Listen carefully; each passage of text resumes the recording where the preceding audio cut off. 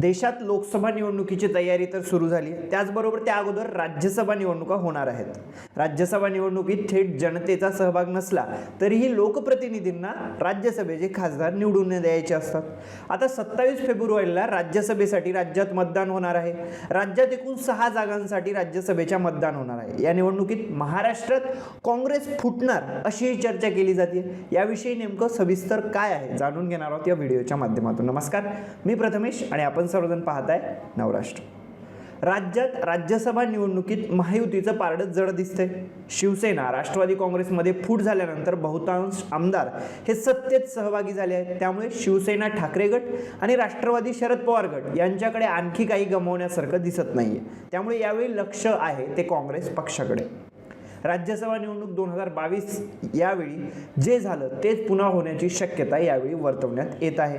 राज्यात राज्यसभेच्या 6 जागांसाठी निवडणूक होत आहे। या निवडणुकीत राष्ट्रवादी काँग्रेसच्या शरद पवार गटाकडे आणि शिवसेनेच्या ठाकरे गटाकडे एक उमेदवार निवडून आणता येईल इतकी मतं नाही आहेत। त्यामुळं काँग्रेसकडे एक उमेदवार निवडून आणण्या इतकी मतं आहेत असं चित्र स्पष्ट आहे। तर भाजपकडे 3 उमेदवार राज्यसभेवर पाठवता येतील इतकी मतांची संख्या आहे।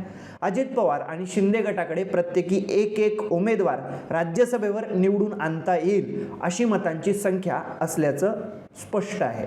यामध्येच आणखी एक चर्चा सुरू झाली ती म्हणजे राज्यसभेसाठी राज्यात भाजप 4था उमेदवार देणार। यामुळे या निवडणुकीत रंगत येऊ शकते। त्यामुळेच ही निवडणूक रंगतदार होऊ शकते, कारण 4था उमेदवार राज्यात भाजपने उतरवल्यास महाविकास आघाडीतील मतांची गरज भाजपला पडणार आणि मग आता शिवसेना ठाकरे गट आणि राष्ट्रवादी काँग्रेसचा शरद पवार गट यांच्याकडून आणखी कोणी फुटू शकणारी चिन्ह नाहीये। त्यामुळे महाविकास आघाडीतील तिसरा घटक पक्ष असलेला काँग्रेस पक्ष, या पक्षाची मतं फुटू शकतात, या पक्षातील नेते फुटू शकतात। अशा चर्चांना वाव या राज्यसभेच्या निवडणुकांच्या दरम्यान मिळायला तोंडावर सुरुवात झालेली पाहायला मिळू शकते। लोकसभा निवडणुकीपूर्वी काँग्रेसमधील काही ज्येष्ठ नेते काँग्रेस सोडून भाजपसोबत जातील अशाही चर्चा अधूनमधून होत असतात।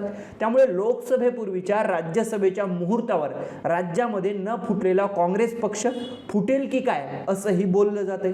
जून 2022 मध्ये राज्यसभा निवडणुकीनंतर विधान परिषद निवडणूक झाली। या निवडणुकीत काँग्रेसने 2 उमेदवार दिले होते। ते दोन्ही उमेदवार निवडून येतील एवढं मत, एवढं संख्याबळ हे काँग्रेसकडे होतं असंच अपेक्षित होतं। परंतु या निवडणुकीत चंद्रकांत हंडोरे यांचा पराभव झाला। त्याचं कारण होतं काँग्रेसची 7 मतं फुटल्याचं।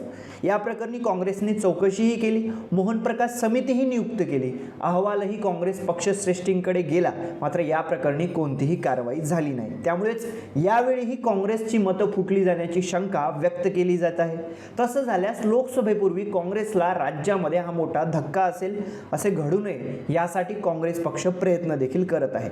आता याची दुसरी बाजू आपण पाहिली तर लोकसभा निवडणुकीपूर्वी भाजप काँग्रेसची मतं फोडून नकारात्मकता आपल्या झोळीत पाडून घेणार नाही असंही दिसतंय, कारण राज्यामध्ये पक्ष फोडणारा पक्ष म्हणजे भाजप असा प्रचार झालेला दिसतोय।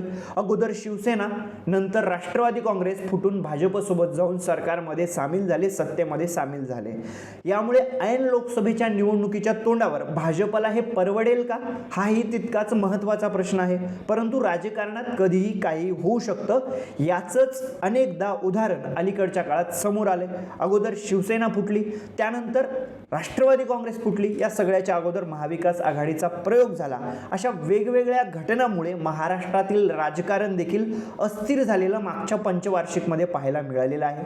यामुळे आणखी काँग्रेस पक्ष फुटेल याबद्दल नेमकं तुम्हाला काय वाटतं, यावर तुमचं मत काय? भाजपला महाविकास आघाडीची मतं पाहायला भाजपला गरजेची असतील, त्यामुळे काँग्रेसचा पक्ष फुटेल का यावर नक्की तुमचं काय प्रतिक्रिया कमेंट करून सांगा। अशाच माहितीपूर्ण प्रत्येक व्हिडिओसाठी पाहत राहा नवराष्ट्र। चॅनलवर नवीन असाल तर सबस्क्राईब करा, व्हिडिओला लाईक करा, शेअर करा।